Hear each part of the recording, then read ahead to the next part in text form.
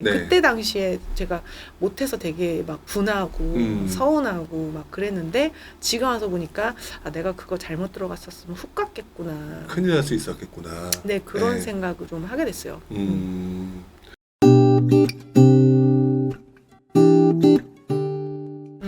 자, 그런데 지금 이렇게 해가지고 어떤 분들이 보시고 되게 짜릿하셨을 거예요. 우와, 이런 게 있구나. 네네. 근데 지금 이런 얘기를 해서 그렇지 본인이 이렇게 매번 수익을 내거나 그러진 분명히 네네. 않았을 것 같다. 또는 반대로 굉장히 큰 손해를 받거나 또는 슬럼프를 겪었거나 위기를 겪었거나 이런 부분도 좀 있지 않을까? 뭐 이런 생각도 조금은 해보거든요. 제가 경매로 손해를 본 적은 없는데요. 그래요? 그냥 까다로운 것만 했기 때문에 뭐 수익을 다 보장된 상태로 해서 수익이 될 만한 것들 위주로 들어가셨으니까. 네네, 저는 뭐 일반적인 건 안 들어가고 네. 좀 조금 까다로운 걸 들어갔기 때문에 네. 손해를 본 적은 없는데 위기는 있었어요. 2019년에 그 네. 조정받을 때 그 서울이라든지 그때 굉장히 조정받을 때. 네, 역전세 때문에 제가 공실이 4개가 있었는데 역전세. 그 공실장애라고 아세요? 형님? 공실장애요? 네. 그 용어는 잘 모르겠어요, 제가. 그 공실장애가 네. 공실이 있으면 잠이 안 오는 게 공실장애. 공실장애. 그러니까 생각보다 제가 그때 뭐를 느꼈냐면은 공실이 4개인데 하나가 입주장에 있는 물건이었었어요. 근데 저희 전세 임차인 만기는 12월이었고 네. 입주장이 한 9월이어가지고 네. 상품이 좀 다르고 거기 거기 가격대는 새 아파트가 높을 거라서 괜찮을 줄 알았는데 네. 그래서 제가 1월 달부터 매물을 내놨거든요. 네네. 근데 1년 동안 저 집은 좀 보러 오나요? 그랬더니 한 번도 보러 온 적이 없대요. 그래서 대출로 진짜 그 아는 대출 상담사님이 이제 온갖 기술로 해가지고 막 신탁 대출로 해서 네. 2억 4천짜리 아파트를 전세 임차인 2억 2천에 있었어요. 그러니까 갭 2천 샀다고 되게 좋아했는데 네네. 대출이 2억 2천은 안 나오잖아요. 그렇죠. 그래서 이제 2억을 대출로 내보내고 2천을 제 돈을 이렇게 하고 내보냈는데 네. 그러고서는 많이 힘들었어요. 그게 한 4개가 있었어요. 4개가 있었는데 그때 이제 숨이 안 쉬어지더라고요. 그래서 그렇죠. 제가 맨날 이렇게 하고 긍정학원 있잖아요. 네네. 이런 거 하고 네. 신경이 굉장히 날카롭고 네. 이게 행복하지가 않구나 이런 생각을 해서 되게 힘들었는데 네. 입주장이어가지고 네. 이제 전세 매물 몇 개인가 네이버에서 네. 이렇게 보니까 5천 개가 있는 거예요. 5천 개요. 이게 몇 단지가 같이 입주를 하는데 네네. 이게 또 중복으로 올리시잖아요. 그렇죠. 그러니까는 5천 개가 막 있는 거예요. 그래서 제가 컴퓨터를 막 이렇게 닫았어요. 그러고서는 한 숨만 쉬면서 한 3개월 정도 있으니까 네. 이제는 수리를 하면 나갈 것 같은데 막 이런 생각이 들어서 막 수리도 하고 해가지고 이제 결국은 최고가로 뺐습니다. 그 수리를 좀 예쁘게 했어요. 네. 그래서 전세가 너무 많이 있어서 그걸 수리를 해서 뺐는데 그리고 이제 한 개씩 정리는 되더라고요. 네. 근데 그때 제가 무슨 생각을 하면 내가 생각보다 스트레스를 많이 받는구나. 나는 그렇게 강한 사람이 아니구나. 네. 이게 여유 없이 투자를 했을 때 꼬이면은 좀 많이 힘들 수도 있겠구나. 한 네. 번에 나 이거 잘못하면 훅 가겠구나 이런 생각을 하면서 네. 이렇게 다시는 무리해서 투자를 하고 싶지 않다. 그런 어떤 예방 주사를 좀 맞았어요. 누구나 겪는 건데 정말 힘든 것 같아요. 저도 똑같은 경험이 더 오래전에 2004년에 있었거든요. 숨 안 쉬어져요, 진짜. 네네. 우리가 또 네. 이렇게 막 줘야 되는데 못 주고 그러면은 그쵸. 이렇게 마음이 많이 불편해요. 그렇죠. 그래서 그때 제가 그런 걸 겪었기 때문에 사실은 이번에 네. 전세 많이 떨어지고 이렇게 했을 때 큰 피해 없이 사실은 항상 내가 감당 가능한 수준만 보유를 해가지고 네. 남들 막 살 때 네. 나는 무서워서 못 사겠는 거예요. 아파트가 무서워요.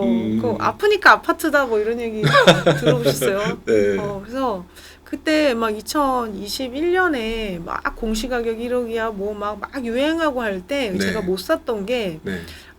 이게 상황이 지금은 이래 보여도 바뀔 수 있다라는 생각, 그런 생각 때문에, 그리고 계약갱신 청구권 때문에 네.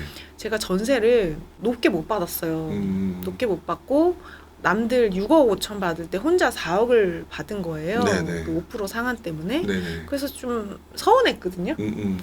근데 그때 6억 5천 받은 사람들이 지금 토해내느라고 많이 힘들어요. 그렇죠. 근데 저는 그때는 못 받아서 좀 서운하긴 했는데 지금은 그만큼은 안 떨어졌거든요. 그래서 참 그 사람이 그때는 그래 보였는데 세웅지 말하고 네. 그때는 전세 높게 못 받아서 속상했는데 지금 와서 보니까 아유 근데 제가 그거 받았으면 또 뭐 했을 거 아니에요. 벌려놨을 거예요. 그리고 이게 겨울 그 하락을 안 겪어본 사람들은 네. 우리 이제 선배님들이 겨울 추워 많이 춥다 힘들어 그렇게 막 하는 거 아니야 그렇게도 몰라요. 맞아요. 그 이제 2018년 이후로 막 투자 19년 20년 이럴 때 한 사람들은 오르는 것만 봤지 떨어지는 걸 한 번도 전세도 떨어지는 걸 본 적이 없는 사람들은 네.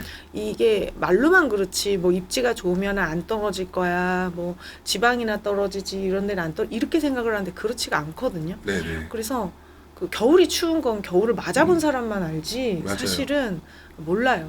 그래서 그런 경험이 있어서 이제 네. 제가 지금 조금 무리한 투자를 안 하고 약간 보수적인 성향으로 바뀌었고 네. 제가 유치권 상가를 하나 입찰을 하려고 했었어요. 네. 5억짜리 상가인데 유치권 때문에 1억까지 떨어진 거예요. 네. 그게 100평인데 제가 와 이거 받으면 나 진짜 파이어 할 수 있겠구나. 네. 여기다 영어 유치원 드리면 딱 좋겠다. 막 이렇게 하고 갔어요. 갔는데 유치권자 점유를 하잖아요. 네네. 근데 직접 있진 않아요. 근데 점유를 문을 잠가놨는데 용접으로 붙인 거예요. 용접으로. 네네. 그러니까 그 강성인 거예요. 돈을 받겠다는 어떤 강한 의지. 그래서 제가 이거를 입찰하고 싶다. 근데 소송까지 이제 각오를 해야 되는 물건이 그 강하니까. 그래서 네. 이제 저희 변호사님께 여쭤봤어요. 그래서 그랬더니 힘들대 그거는 그 물건 힘들어 하지 마라. 다른 거 하세요. 이거는 많이 힘듭니다. 근데 제가 그때 돈이 빠듯했어요. 그러니까 잔금을 낼 수 있는데 소송까지 가려 그러면 조금 너무 빠듯했어요. 네네. 근데 사실 조금만 여유가 있었으면 제가 입찰했을 거거든요. 아 그래요. 소송까지 각오하고서. 네네. 왜냐면은 욕심에 눈이 멀어서 욕심에 눈이 멀어서 위험한지 알면서도 네. 유치권 있는 거 아는데 5억짜리 1억에 받으면 수익이 날 거야 이렇게 생각하고 네. 그때 위험하다고 하셨는데도 사실 빠듯한데 괜찮을 것 같다라고 했으면 사실 들어갔을 거예요. 근데 변호사님이 그거 좀 많이 힘들다. 네. 그거 나도 아는데 그 물건 좀 힘들다 이렇게 해서 변호사님 힘들다고 하시고 돈도 좀 부족하고 네. 그래서 입찰을 못했는데 그게 좀 소송이 잘 안 되고 해결이 잘 안 된 거예요. 그래서 저는 돈이 없어서 입찰을 못했는데 네. 그때 당시에 제가 못해서 되게 막 분하고 서운하고 막 그랬는데 지금 와서 보니까 아 내가 그거 잘못 들어갔었으면 훅 갔겠구나. 큰일 날 수 있었겠구나. 네 그런 네. 생각을 좀 하게 됐어요.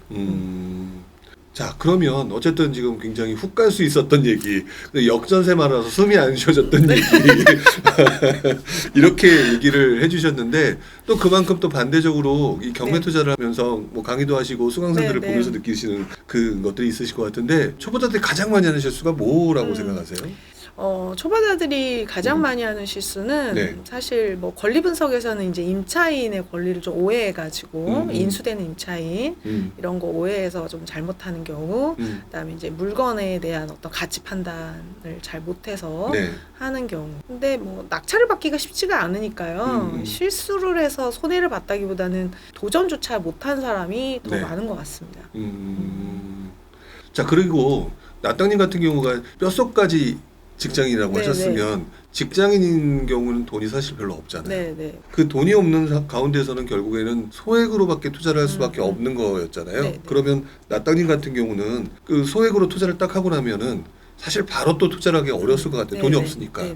근데 계속 투자를 해서 돈을 벌었어야만 했을 것 같은데 그런 경우를 어떤 식으로 해서 연결을 시켜 나가셨어요?